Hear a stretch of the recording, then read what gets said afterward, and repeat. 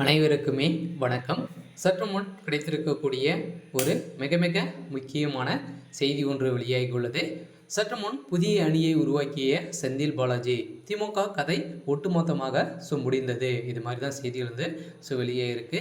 செந்தில் பாலாஜி வந்து பார்த்தீங்கன்னா செய்த ஒரு மிகப்பெரிய துரோகத்தை தான் திமுக வந்து செஞ்சிருக்காரு. இருந்தாலும் வந்து செந்தில் பாலாஜி அவர்கள் வந்து போட்ட செக்கால் தான் திமுக வந்து பார்த்தீங்கன்னா இப்போ வந்து அவர் வீசிய வலையில் வசமாக வந்து சிக்கியிருக்காங்க. இருந்தாலும் செந்தில் பாலாஜி அவர்கள் வந்து ஒரு முக்கிய புள்ளியாக வந்து இருக்கார் இல்லையா? ஸோ அவர் வந்து பார்த்தீங்கன்னா நிறைய கட்சியிலிருந்து அனுபவம் வாய்ந்த ஒரு அமைச்சராக தான் இப்போ வந்து இருக்கார். இருந்தாலும் திமுக செய்த சதியால் வந்து பார்த்தீங்கன்னா இப்போ வந்து திமுகவுக்கு ஒரு மிகப்பெரிய துரோகம் வந்து செய்ய போகிறதாக ஒரு பரபரப்பான செய்தி வெளியாக இருக்குது. ஸோ இதை பற்றி தான் இந்த வீடியோவில் நம்ம வந்து முழுமையாக பார்க்க போகிறோம்.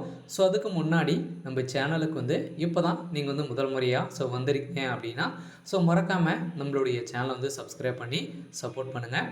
ஸோ வாங்க வீடியோக்குள்ளே போகலாம். ஸோ வந்து பார்த்தீங்கன்னா செந்தில் பாலாஜி அவர்கள் வந்து பார்த்தீங்கன்னா ஏற்கனவே சட்டத்துக்கு விரோதமான பண பரிமாற்ற வழக்கிலும் ஏற்கனவே அதிமுகவில் இருக்கும்போது வந்து பார்த்தீங்கன்னா போக்குவரத்துறை அமைச்சராக வந்து இருந்தார் இல்லையா? ஸோ அப்போ வந்து பார்த்தீங்கன்னா வேலை வாங்கி தருவதாக லஞ்சம் பெற்றதாக நிறைய மோசடிகள் வந்து செஞ்சுருக்காரு அப்படின்ற மாதிரி தான் லஞ்ச ஒழிப்புத்துறையால் வந்து கைது செய்யப்பட்ட செந்தில் பாலாஜி அவர்கள் வந்து பார்த்தீங்கன்னா ஒரு 1.5 வருட காலமாகவே மொத்தம் ஒரு 470 நாட்களாகவே புழல் சிறையில் இருந்து அவருக்கும் வந்து பார்த்திங்கன்னா 1.5 வருட காலமாகவே ஜாமீன் வழங்காமல் இருந்த நீதிமன்றம் வந்து பார்த்திங்கன்னா இப்போ ஒரு மாதத்துக்கு முன்னாடி வந்து பார்த்திங்கன்னா அவருக்கு வந்து ஜாமீன் வந்து வழங்கியிருந்தாங்க.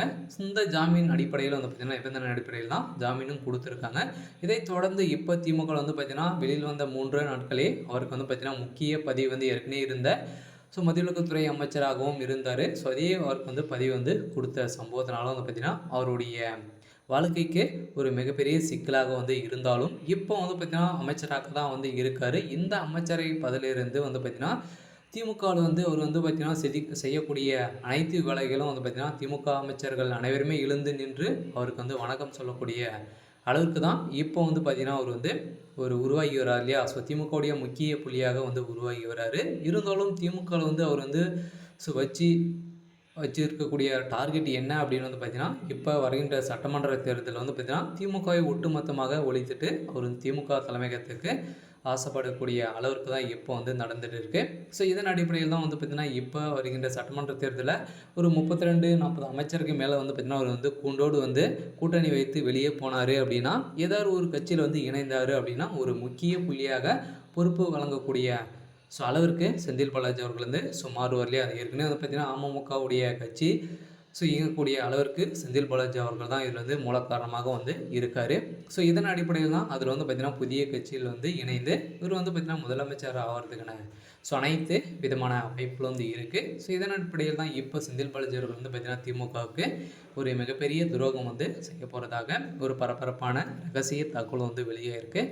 இருந்தாலும் என்ன நடக்க போகுது அப்படின்றத வெயிட் பண்ணி பார்க்கலாம். இது மாதிரி செய்திகளை தெரிஞ்சுக்கணும் அப்படின்னா மறக்காமல் நம்மளுடைய சேனலை சப்ஸ்கிரைப் பண்ணிக்கோங்க.